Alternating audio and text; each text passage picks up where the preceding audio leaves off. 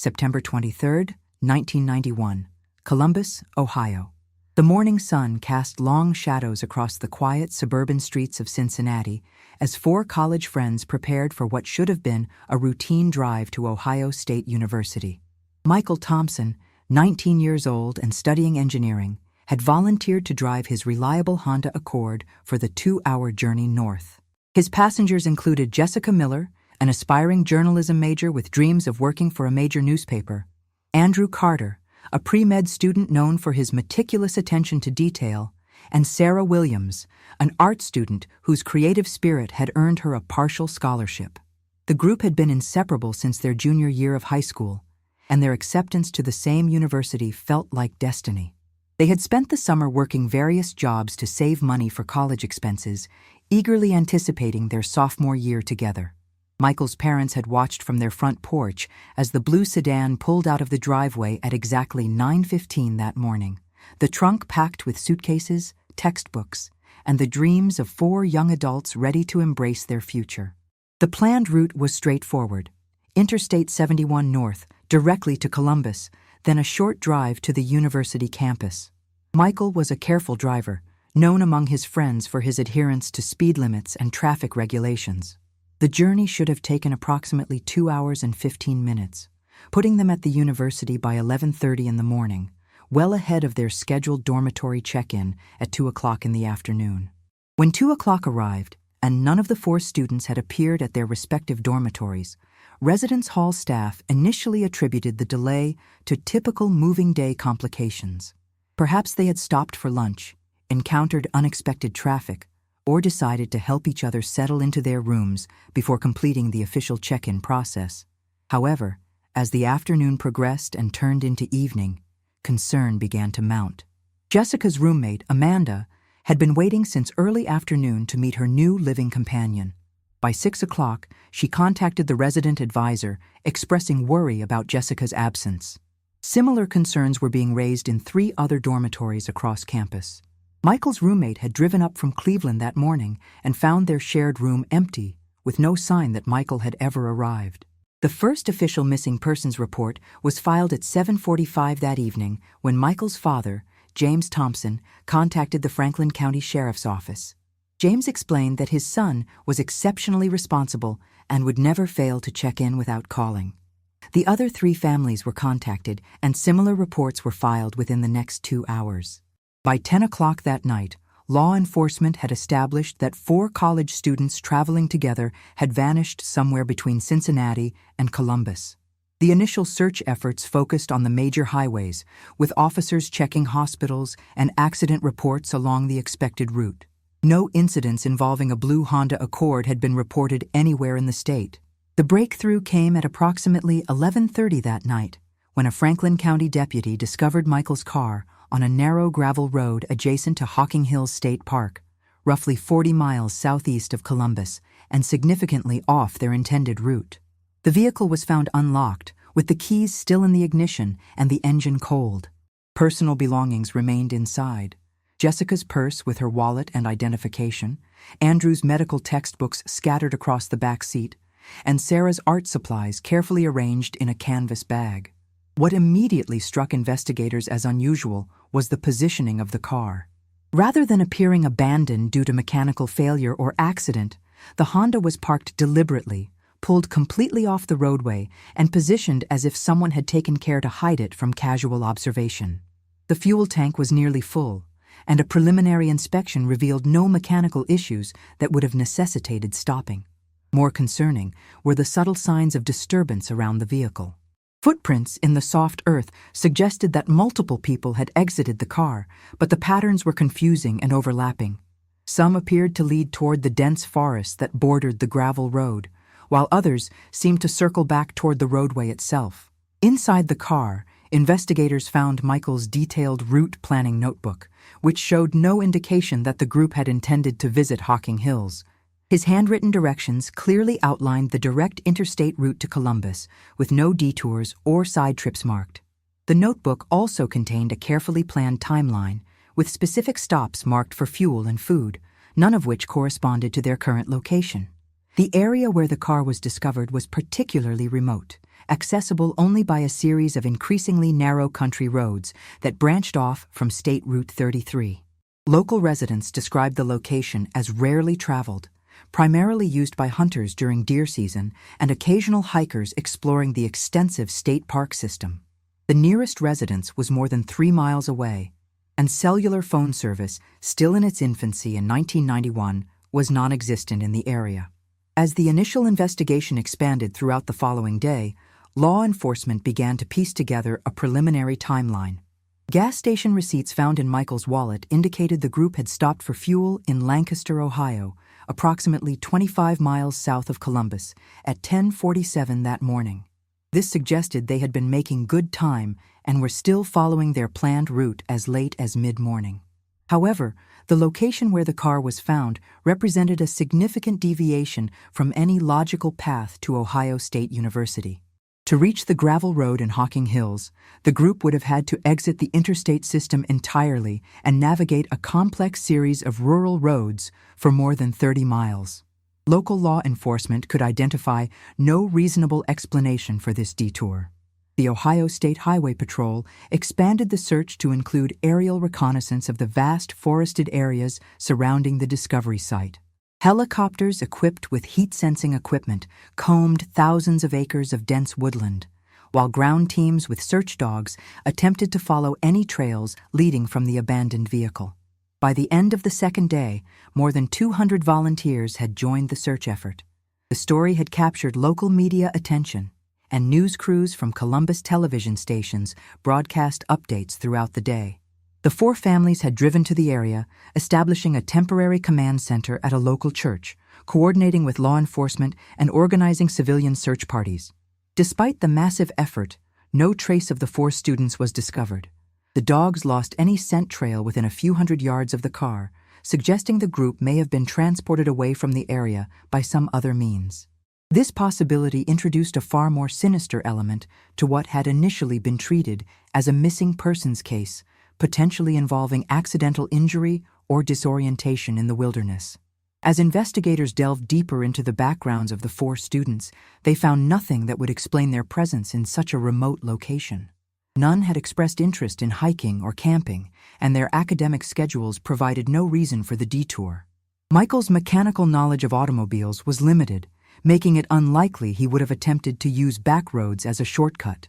The case began to attract attention from state-level law enforcement agencies as the scope of the mystery became apparent. 4 responsible college students had simply vanished, leaving behind a carefully parked car and no credible explanation for their presence in one of Ohio's most isolated areas. But as investigators would soon discover, the gravel road where Michael's Honda was found held secrets that would challenge everything they thought they knew about this disappearance. The apparent randomness of the location was about to reveal itself as something far more calculated and disturbing than anyone could have imagined. October 1991, March 1992. The investigation into the disappearance of Michael Thompson, Jessica Miller, Andrew Carter, and Sarah Williams entered its second phase as autumn settled over the hills of southeastern Ohio. Detective Robert Hayes, a 23-year veteran of the Franklin County Sheriff's Office, assumed primary responsibility for the case. Hayes had built his reputation on methodical investigation techniques and an unwillingness to accept convenient explanations when evidence suggested otherwise. Hayes began by retracing every mile of the route between Cincinnati and the location where Michael's car had been discovered. Using detailed maps and consulting with local law enforcement agencies, he identified every business, residence, and potential stop along multiple possible paths the students might have taken. The detective's systematic approach revealed a crucial gap in the timeline that previous investigators had overlooked. The gas station receipt from Lancaster showed the students had purchased fuel at 10:47 in the morning, but the next confirmed sighting placed them significantly off course more than 50 miles away. Hayes calculated that even with stops or delays, the group should have reached Columbus no later than noon if they had continued on their intended route. This meant that somewhere between Lancaster and their final destination, something had occurred to divert them toward Hocking Hills. Hayes expanded his investigation to include every business establishment within a 30-mile radius of where the car was found. His methodical canvass of gas stations, restaurants, and convenience stores eventually led him to a small automotive service station in the town of Millfield, population 843, approximately 15 miles from the discovery site. The Millfield service station was operated by Charles Manning, a 47-year-old mechanic who had owned the business for nearly 2 decades. Manning's establishment was one of the few commercial operations along the rural routes that connected State Route 33 to the more remote areas of Hocking Hills. During Hayes's initial interview, Manning claimed to have no recollection of seeing 4 college students on September 23rd. However, Hayes's investigation soon revealed inconsistencies in Manning's account. A review of the station's sales records showed an unusual cash transaction for gasoline occurring at approximately 11:30 on the morning in question. The amount of the sale corresponded closely to the capacity of Michael's Honda Accord fuel tank, despite the fact that the car had been found with nearly a full tank of gas. When confronted with this discrepancy, Manning revised his statement, acknowledging that he might have encountered the students, but claiming his memory of that particular day was unclear due to the volume of customers he served. He suggested that if the students had stopped at his station, they were likely asking for directions, as many travelers became confused by the network of rural roads in the area. Hayes's background investigation into Charles Manning revealed information that had not surfaced during the initial canvass of local businesses. Manning had been arrested twice in the 1980s on charges related to receiving stolen property, though both cases had been dismissed before reaching trial due to insufficient evidence. More significantly, Manning had been questioned in 1989 regarding his possible knowledge of a drug distribution network operating throughout southeastern Ohio. The detective's inquiry into Manning's background led to contact with federal law enforcement agencies that had conducted investigations in the region during the late 1980s and early 1990s. Drug Enforcement Administration records indicated that the rural areas around Hocking Hills had been identified as transit routes for narcotics moving between major metropolitan areas in Ohio, Kentucky, and West Virginia. A pattern began to emerge suggesting that Manning's service station may have served purposes beyond legitimate automotive repair. The business's location provided ideal circumstances for covert activities. Situated on a lightly traveled road with clear sight lines in all directions and minimal risk of unexpected observation by law enforcement or casual passers-by. Hayes also discovered that Manning was not working alone on September 23rd. Employment records indicated that William Foster, a part-time mechanic, had been scheduled to work that morning. However, Foster had abruptly quit his position within a week of the student's disappearance, citing personal reasons and relocating to another state without providing a forwarding address.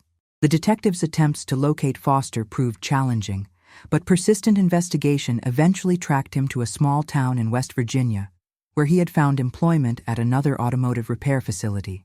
When Hayes contacted Foster by telephone, the former employee immediately became defensive and claimed to have no memory of the day in question. Foster's reluctance to cooperate prompted Hayes to travel to West Virginia for a face-to-face interview. The meeting, conducted at the local sheriff's office with the cooperation of West Virginia law enforcement, revealed a significantly different version of events than Manning had provided. According to Foster, the morning of September 23rd had been anything but routine. He described unusual activity at the service station, including the presence of several men he did not recognize who appeared to be waiting for something or someone. Foster claimed that Manning had instructed him to leave the premises during the late morning hours, ostensibly to pick up automotive parts from a supplier in a neighboring town. When Foster returned to the station in the early afternoon, he found Manning cleaning the work area with an intensity that seemed excessive for normal maintenance. The shop floor had been scrubbed with industrial cleaners, and several tools that Foster remembered using earlier that day had been thoroughly cleaned and reorganized. Most significantly, Foster noticed that Manning's personal vehicle, a large van that he typically used for transporting automotive equipment, showed signs of recent heavy use, despite the fact that Manning claimed to have remained at the station throughout the day. The van's tires were muddy, and there were scratches on the rear doors that Foster did not remember seeing previously. Foster's account suggested that Manning had deliberately removed him from the premises during the critical time period when the 4 college students might have stopped at the station. The unusual cleaning activity and evidence of the van's use implied that something significant had occurred during Foster's absence. Hayes pressed Foster for more details about the unrecognized men who had been present that morning. Foster described them as appearing to be in their 30s or 40s, dressed casually, but carrying themselves with an authority that made him uncomfortable. He had not spoken with them directly, but overheard fragments of conversation suggesting they were waiting for a specific time or signal. The detective's investigation took a more serious turn when Foster revealed that he had been threatened following his resignation from Manning's employment. Within days of leaving the job, Foster received telephone calls, warning him to forget anything he might have seen or heard during his final week of work. The caller, whom Foster believed to be Manning, suggested that discussing his former employment with anyone could result in serious consequences for Foster and his family. These threats had motivated Foster's relocation to West Virginia and his reluctance to speak with law enforcement. Only the passage of several months and the persistent nature of Hayes's investigation had convinced him to provide his account of events. Armed with Foster's testimony, Hayes returned to Ohio with a significantly different understanding of what might have happened to the 4 missing students. The case was no longer simply a matter of college students who had become lost or suffered an accident in a remote area. The evidence now suggested a deliberate criminal act involving multiple perpetrators with advanced planning and coordination.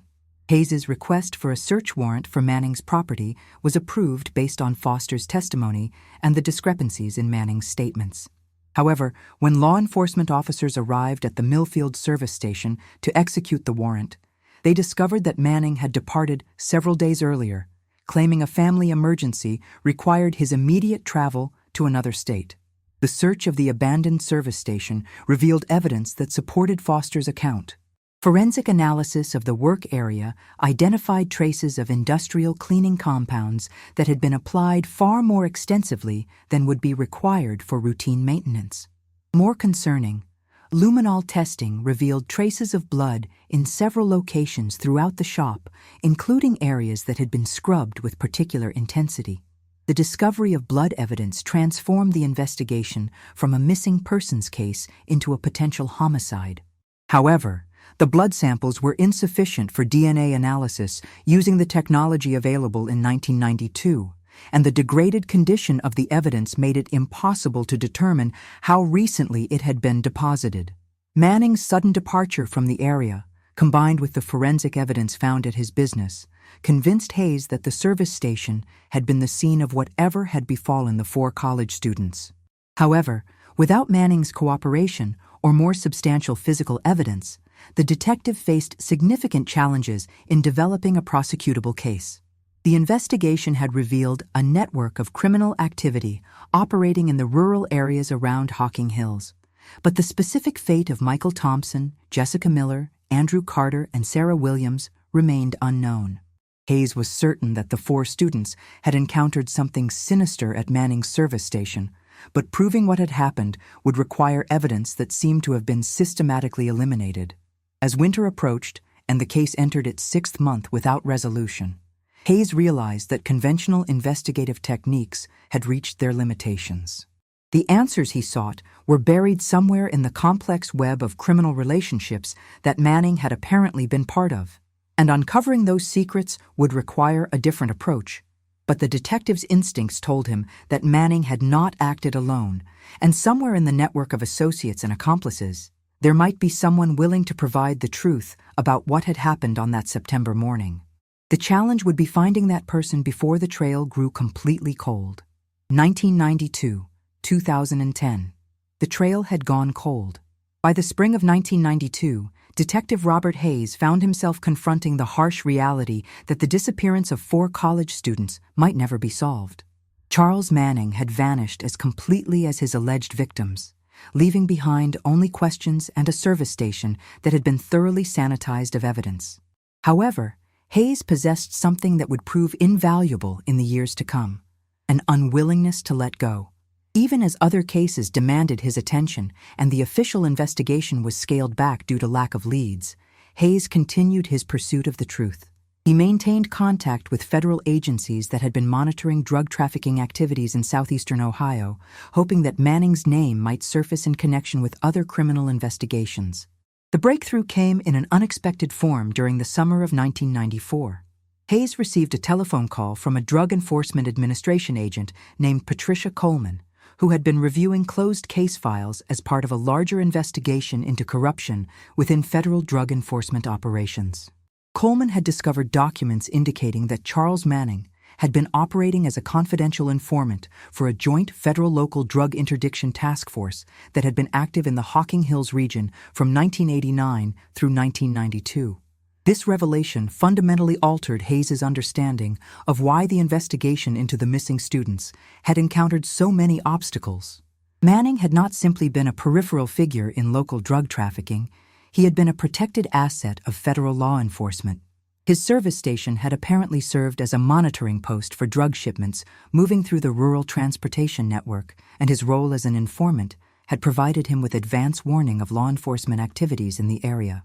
Coleman's investigation had revealed that the Joint Task Force had been abruptly terminated in early 1992, just months after the student's disappearance.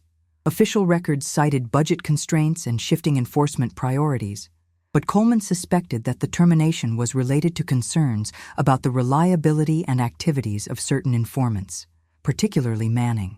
The federal agent shared with Hayes a troubling discovery she had made while reviewing the task force files. Manning's reports to his federal handlers had become increasingly erratic during the months leading up to September 1991. He had begun requesting more frequent meetings and expressing paranoia about his safety, claiming that his cover might have been compromised. Most significantly, Manning had reported observing unusual activity by unknown individuals in the areas where he conducted surveillance. According to the federal files, Manning had submitted his final report on September 24, 1991, just one day after the student's disappearance. The report was brief and claimed that he had observed no significant drug trafficking activity during the previous week. However, Coleman noted that this was inconsistent with Manning's typical reporting pattern, which usually included detailed observations and recommendations for future surveillance. Hayes realized that Manning's role as a federal informant explained many of the obstacles his investigation had encountered. Local law enforcement agencies had likely been instructed to limit their inquiries into Manning's activities, and federal authorities had probably been monitoring Hayes's investigation to ensure it did not compromise ongoing operations. The detective's pursuit of this new lead required him to navigate complex jurisdictional issues and federal bureaucracy.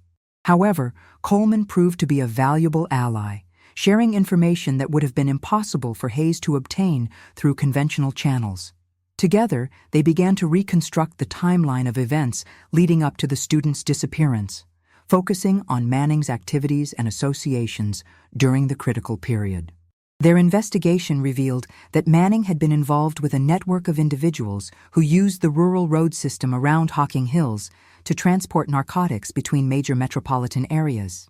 The network included local residents who provided surveillance and storage facilities, as well as transporters who moved the drugs along predetermined routes.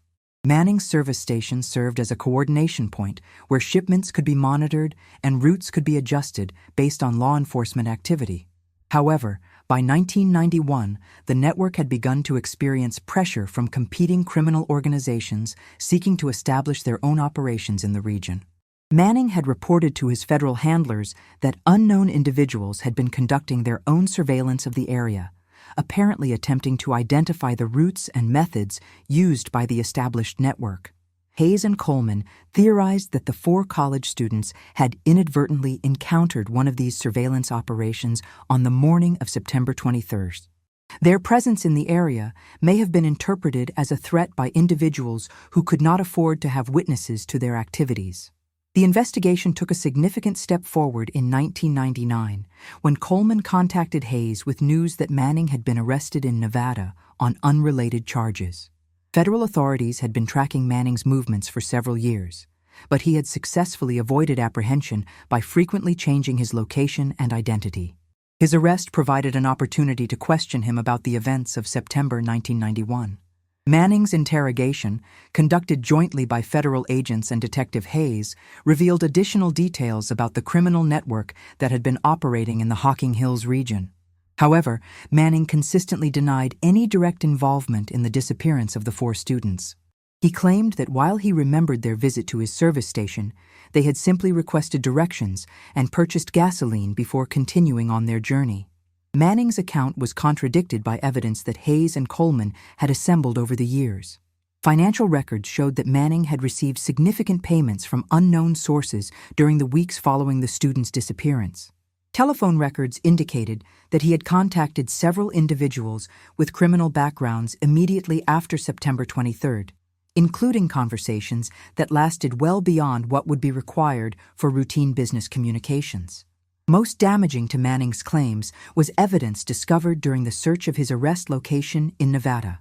Among his personal belongings, investigators found a photograph that appeared to have been taken at his former service station. The photograph showed Manning standing beside his van with 2 other individuals who had been identified as associates in the drug trafficking network. Hayes recognized one of the men in the photograph as matching the description William Foster had provided of the unknown individuals who had been present at the service station on the morning of the student's disappearance. The second man was identified through federal databases as Timothy Brooks, a career criminal with multiple arrests for drug trafficking and assault. Further investigation revealed that Brooks had died in a motorcycle accident in 1998. But not before providing information to federal authorities as part of a plea agreement in another case. Brooks had mentioned his association with Manning and had indicated that Manning had been involved in activities beyond his role as an informant. However, Brooks had died before providing specific details about those activities. The photograph and Brooks's statements provided Hayes with the first concrete evidence linking Manning to accomplices who could have been involved in the student's disappearance. However, Manning continued to deny any knowledge of criminal activities beyond his role as a federal informant, and without additional evidence, prosecutors determined that they could not build a viable case for the student's disappearance. Manning was ultimately sentenced to federal prison on the Nevada charges, but the question of what had happened to Michael Thompson, Jessica Miller, Andrew Carter, and Sarah Williams remained unanswered. Hayes had established that Manning was connected to a criminal network with both the means and motivation to harm the students, but he lacked the physical evidence necessary to prove their fate. As Manning began serving his federal sentence, Hayes continued his investigation, focusing on identifying and locating the other members of the criminal network. The detective's persistence eventually led him to discover that several individuals associated with Manning had maintained connections to the Hocking Hills area even after the network's apparent dissolution. In 2003, Hayes received information that led him to Kevin Morrison, a local businessman who had owned property in the vicinity of Manning's service station during the early 1990s. Morrison had maintained a low profile for more than a decade, but Hayes's investigation revealed that he had been questioned by federal authorities in connection with the drug trafficking investigation. Morrison's background check revealed a complex history of business dealings that seemed inconsistent with his apparent income and lifestyle. He had purchased and sold multiple properties in the Hocking Hills region, often completing transactions in cash and frequently using business entities that existed for only brief periods. Hayes's surveillance of Morrison revealed that he continued to visit remote areas of Hocking Hills on a regular basis, often traveling to locations that had no apparent business purpose. The detective obtained permission to conduct aerial surveillance of these visits using aircraft provided by the Ohio State Highway Patrol. The aerial surveillance documented Morrison making regular trips to a heavily forested area approximately 10 miles from where Michael's car had been discovered. The location was accessible only by a network of logging roads that were rarely used except during timber harvesting operations. Morrison's visits typically lasted several hours and appeared to follow a consistent pattern, suggesting that he was maintaining or monitoring something at the location. Hayes's investigation had revealed the existence of a criminal network with connections to the student's disappearance, but the specific evidence needed to solve the case remained elusive. Manning was in federal prison, Brooks was dead, and Morrison appeared to be the only surviving member of the network who might possess knowledge of what had happened on September 23, 1991. The detective realized that conventional investigative techniques had brought him as far as they could. After more than a decade of persistence, he had identified the likely perpetrators and established their connections to the crime, but he lacked the evidence necessary to bring them to justice.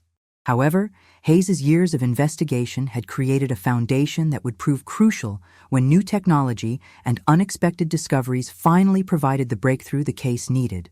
The detectives' meticulous documentation of the criminal network and their activities would become the roadmap that future investigators would use to uncover the truth. But as Hayes entered the final years of his career, he could not have anticipated that the resolution of the case would come from an entirely unexpected source, and that the evidence he had spent decades seeking was hidden in plain sight, waiting for someone to look in the right place with the right tools. June 15, 2024, Hocking Hills State Park, Ohio. 33 years after 4 college students vanished without a trace, modern technology would finally pierce through decades of carefully maintained secrets. Daniel Rodriguez, a freelance cinematographer specializing in nature documentaries, had no knowledge of the cold case that had haunted Detective Robert Hayes for most of his career. Rodriguez was simply pursuing his passion for capturing the untouched beauty of Ohio's wilderness areas using state-of-the-art drone equipment. The morning of June 15th dawned clear and calm, ideal conditions for aerial photography. Rodriguez had obtained permits to document wildlife habitats in the more remote sections of Hocking Hills State Park as part of a conservation project commissioned by the Ohio Department of Natural Resources.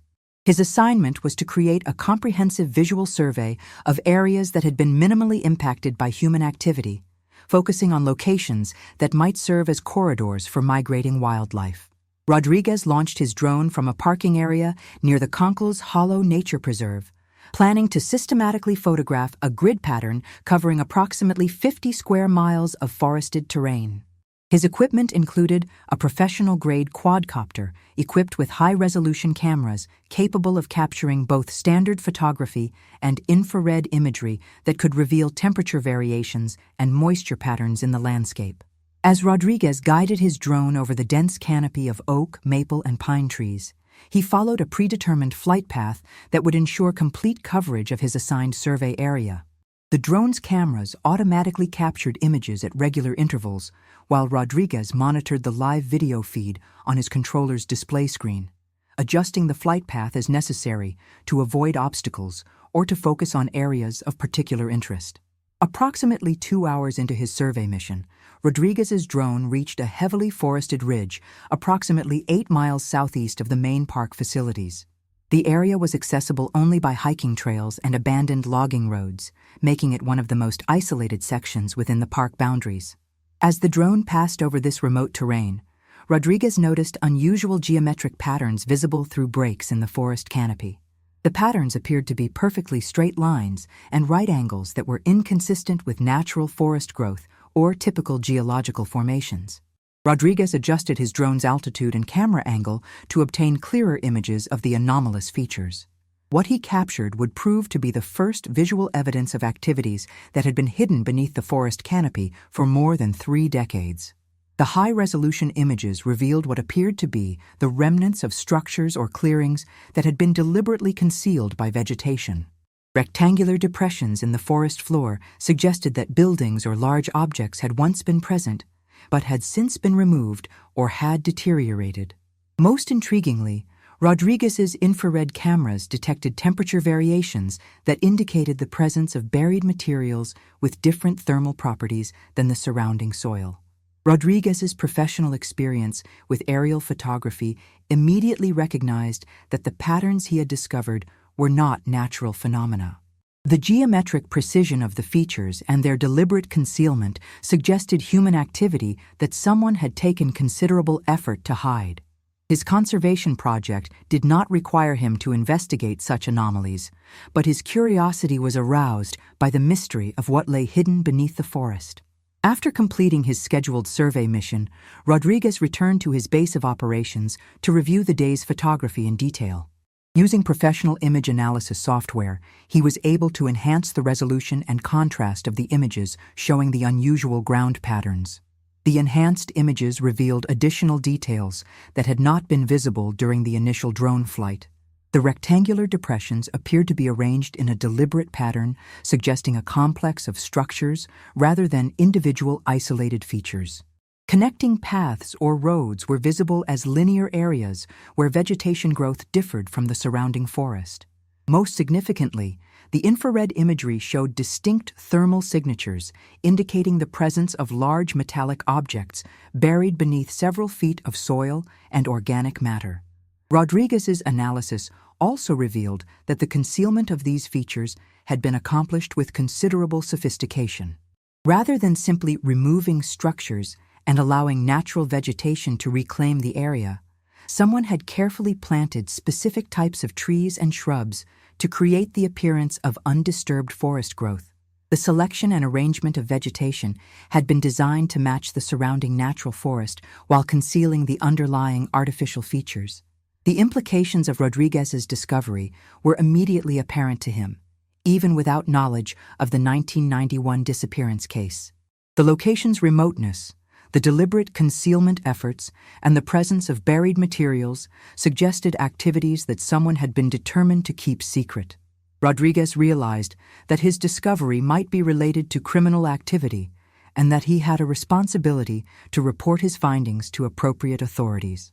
Rodriguez contacted the Ohio State Highway Patrol, which maintained jurisdiction over law enforcement activities within state park boundaries. His initial report described the discovery of what appeared to be concealed structures or burial sites in a remote area of Hocking Hills State Park. The responding officer requested copies of Rodriguez's drone imagery and GPS coordinates for the anomalous features. The Highway Patrol's review of Rodriguez's photography confirmed that the features were inconsistent with natural forest formations and appeared to represent deliberate human activity. The case was forwarded to the Ohio Bureau of Criminal Investigation, which had resources and expertise for investigating potential crime scenes in remote locations.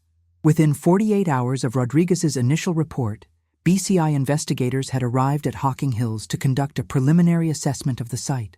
The team included archaeologists and forensic specialists who were experienced in locating and excavating buried evidence. Their initial ground survey confirmed the accuracy of Rodriguez's aerial observations and identified additional features that had not been visible from the air. The investigators' ground-penetrating radar equipment detected multiple large objects buried at various depths throughout the site.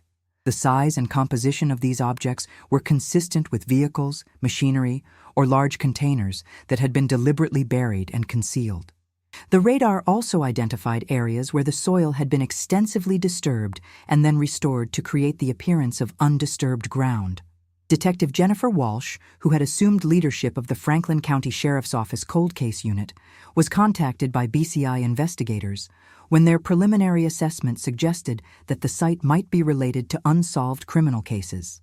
Walsh had recently begun reviewing the 1991 disappearance of the 4 college students as part of a systematic examination of cold cases that might benefit from modern investigative techniques. Walsh's review of Detective Hayes's original investigation files revealed the remarkable coincidence that Rodriguez's discovery was located within the geographic area that Hayes had identified as being connected to the student's disappearance. The site was approximately 12 miles from Charles Manning's former service station and 6 miles from where the student's car had been abandoned. The connection between Rodriguez's discovery and the cold case prompted Walsh to contact retired Detective Hayes, who was now 78 years old but remained sharp and engaged with the investigation that had defined much of his career. Hayes reviewed Rodriguez's drone imagery and immediately recognized the strategic significance of the site's location within the network of rural roads that Manning's criminal associates had used for their operations. Hayes provided Walsh with detailed maps and documentation from his decades-long investigation, including surveillance reports showing that Kevin Morrison had made regular visits to areas near Rodriguez's discovery site. The retired detective's files contained aerial photographs from the early 2000s that showed the same area before the vegetation had fully concealed the artificial features. Comparison of Hayes's historical photographs with Rodriguez's recent imagery revealed that the concealment of the site had been an ongoing process spanning more than 2 decades. The artificial vegetation had been carefully maintained and supplemented over the years to ensure that the site remained hidden from casual observation. This suggested that someone with detailed knowledge of the location had been actively protecting whatever secrets lay buried there.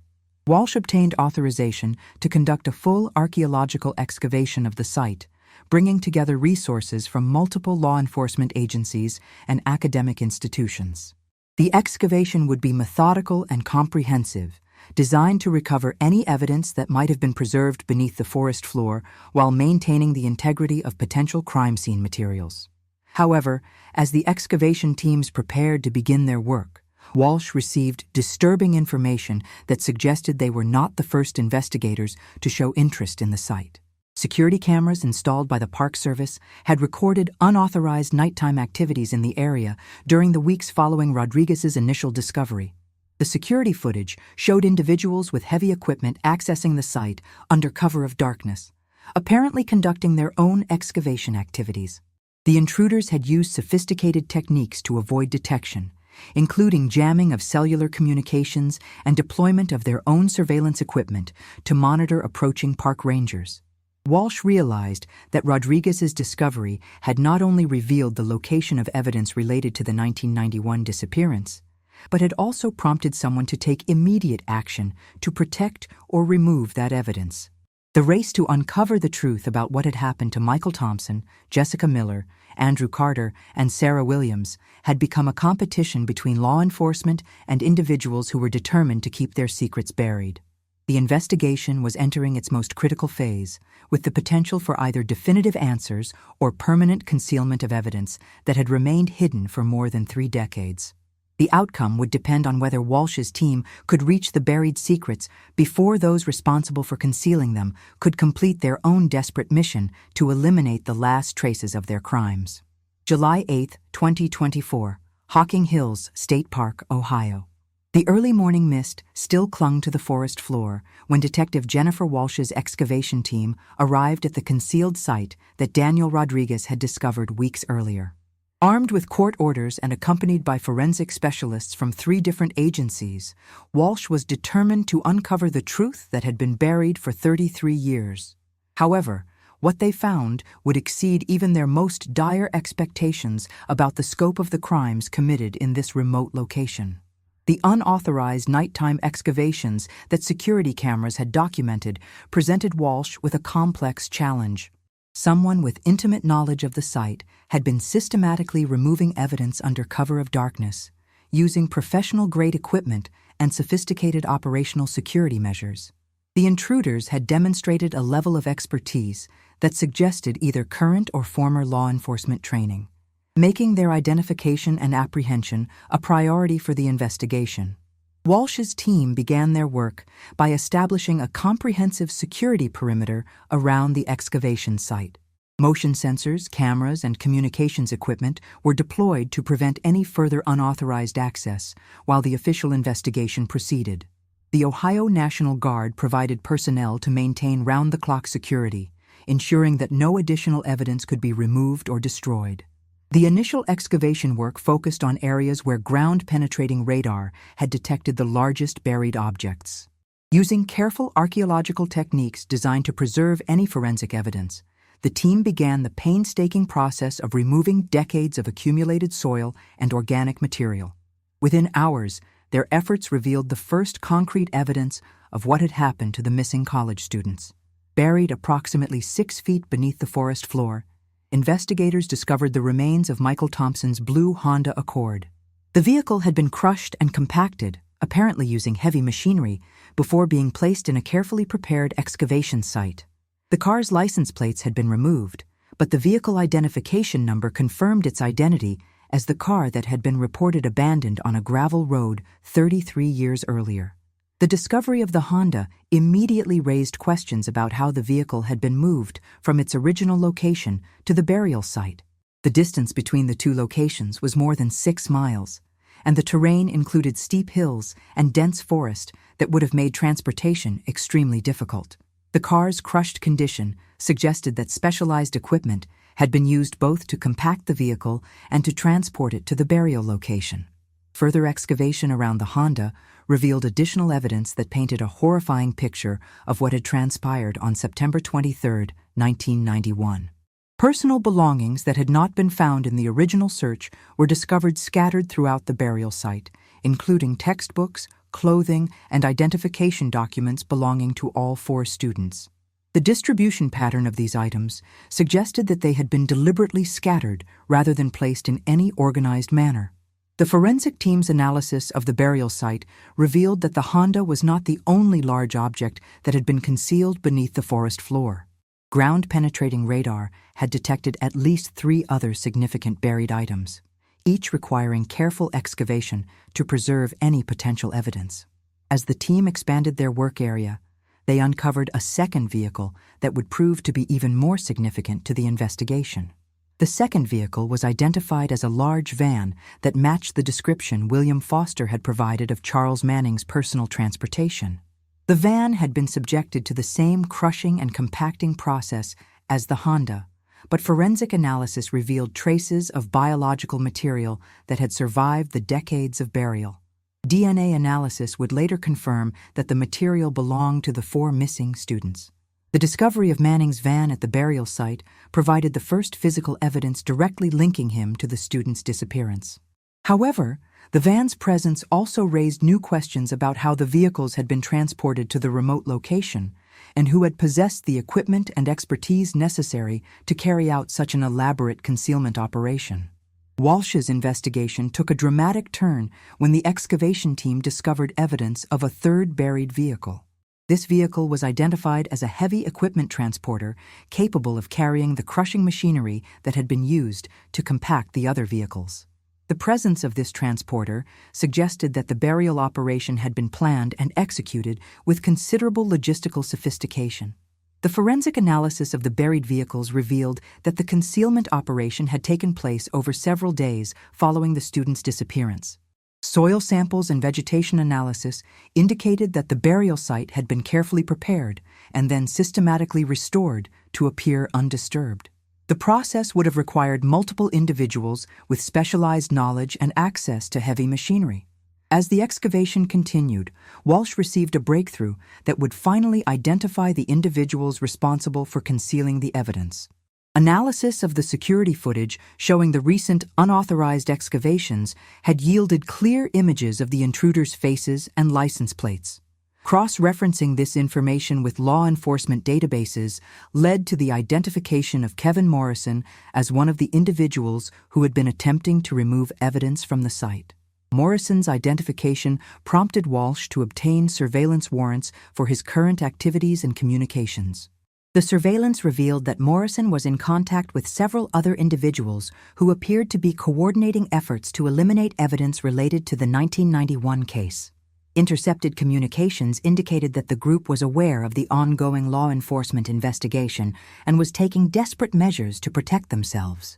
The surveillance of Morrison led to the discovery that he had been maintaining a storage facility containing equipment and documents related to the original burial operation. Search warrants for this facility revealed detailed plans and photographs documenting the transportation and concealment of the vehicles, as well as financial records showing payments to individuals who had participated in the operation. Among the documents found in Morrison's storage facility were photographs taken during the burial operation that showed the 4 students' vehicles being crushed and transported to the concealment site. The photographs also revealed the faces of several individuals who had participated in the operation, including Charles Manning and Timothy Brooks, confirming Detective Hayes's long-held suspicions about their involvement. Most significantly, the documents revealed that the burial operation had been conducted with the knowledge and assistance of corrupt law enforcement officials who had ensured that the investigation would be misdirected and ultimately abandoned. The scope of the conspiracy extended far beyond the original criminal network that Hayes had identified, encompassing individuals in positions of authority who had actively worked to conceal the truth. Walsh's investigation revealed that the 4 college students had indeed encountered Manning's criminal operation on the morning of September 23, 1991.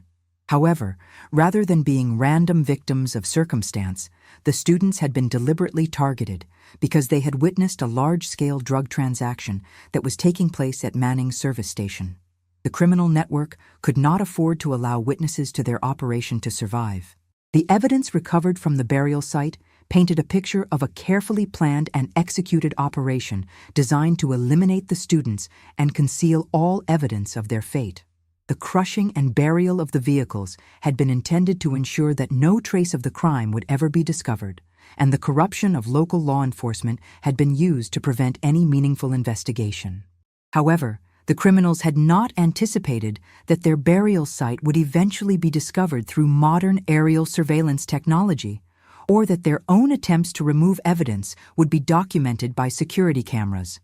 The very sophistication that had allowed them to conceal their crimes for more than 3 decades had ultimately led to their exposure. Walsh's team had recovered enough evidence to build comprehensive cases against all surviving members of the criminal network, including Morrison and several corrupt law enforcement officials who had participated in the cover-up. The investigation had also revealed the location of additional burial sites where other evidence had been concealed, suggesting that the 1991 case might not have been the only crime committed by this network.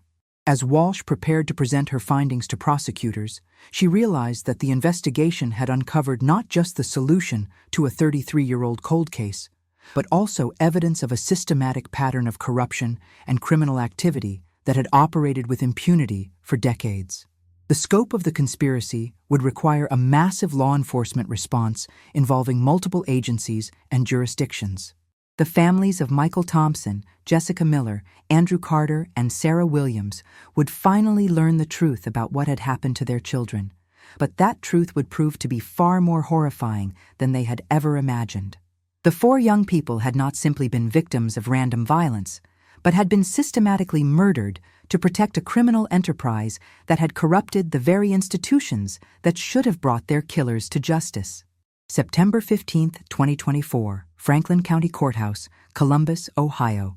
Exactly 33 years and 1 week after Michael Thompson, Jessica Miller, Andrew Carter, and Sarah Williams had disappeared on their way to college, the first arrests in their murders were finally made.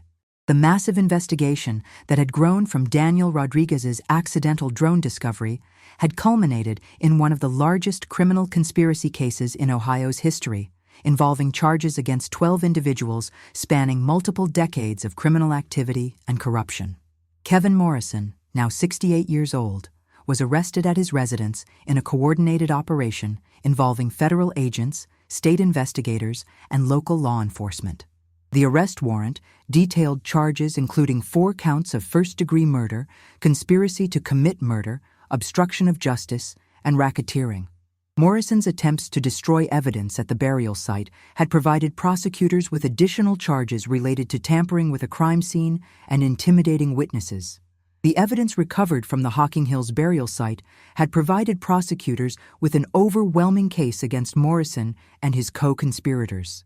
DNA evidence found in Manning's van conclusively linked the vehicle to all 4 victims, while financial records discovered in Morrison's storage facility documented payments made to individuals who had participated in the murder and cover-up operation. Charles Manning, now 79 years old and serving a federal sentence in another case, was charged as the primary architect of the conspiracy. Despite his advanced age and poor health, prosecutors determined that Manning's role in planning and executing the murders warranted the most serious charges available under Ohio law. Manning's decades of cooperation with federal authorities as an informant would not shield him from accountability for his crimes against the 4 students. The investigation had also revealed the involvement of corrupt law enforcement officials who had actively worked to obstruct the original investigation. Former Sheriff's Deputy Richard Stevens, who had been one of the first responders to the discovery of the abandoned Honda in 1991, was charged with conspiracy and obstruction of justice. Evidence showed that Stevens had deliberately contaminated the crime scene and had provided Manning's network with advance warning of law enforcement activities. Detective Jennifer Walsh's investigation had uncovered a systematic pattern of corruption that extended to the highest levels of local law enforcement during the 1990s. 3 former Sheriff's Department officials were indicted on charges related to their roles in protecting the criminal network and ensuring that the investigation into the student's disappearance would be unsuccessful.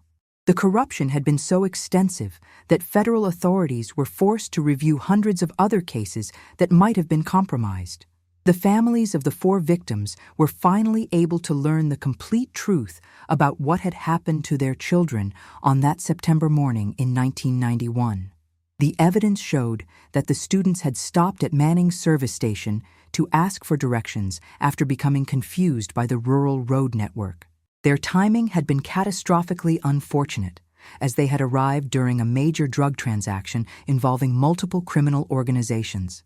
Manning and his associates had determined that the 4 students represented an unacceptable risk to their operation. Rather than allowing potential witnesses to their criminal activities to leave the area, they had made the decision to eliminate the threat permanently. The students had been held at the service station, while the criminals determined how to dispose of them and their vehicle without leaving evidence that could be traced back to the network.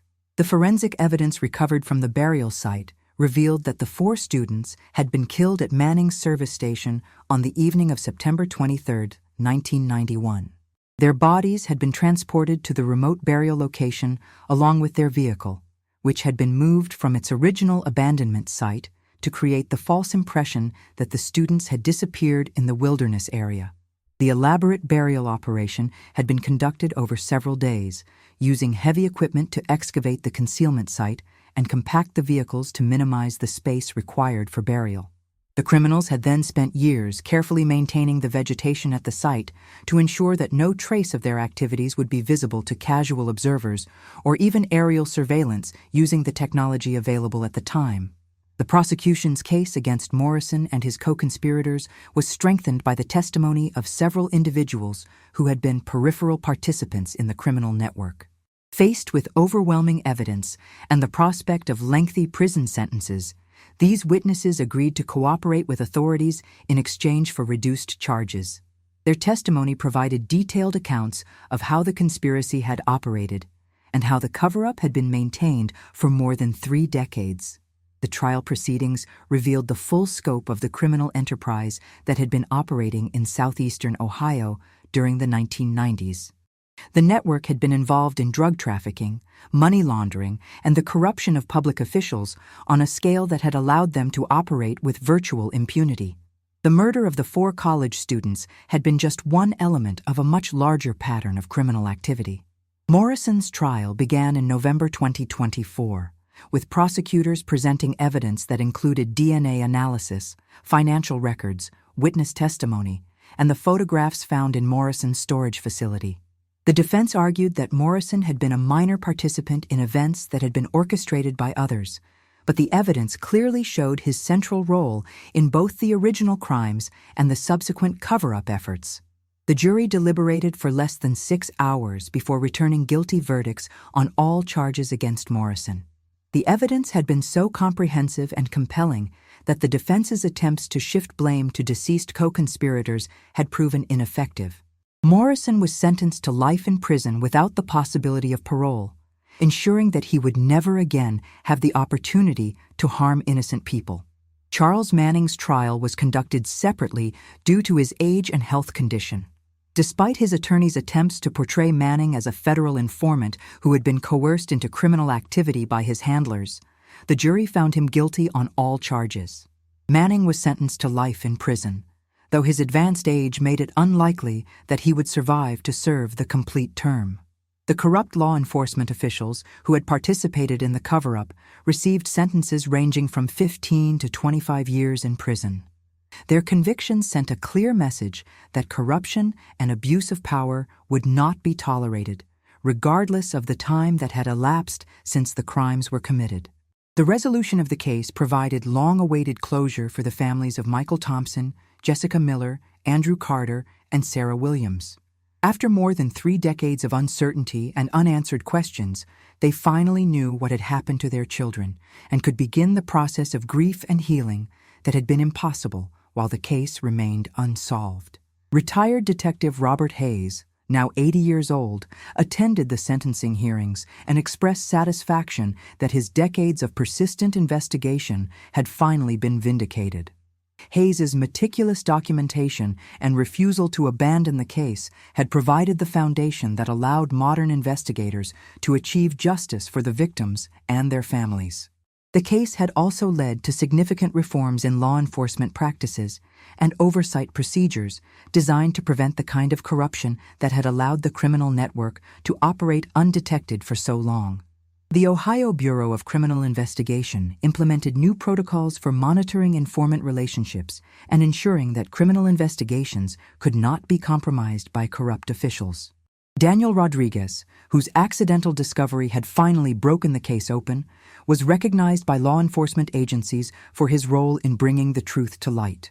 His willingness to report his unusual findings and cooperate with the investigation had been essential to achieving justice for the 4 victims.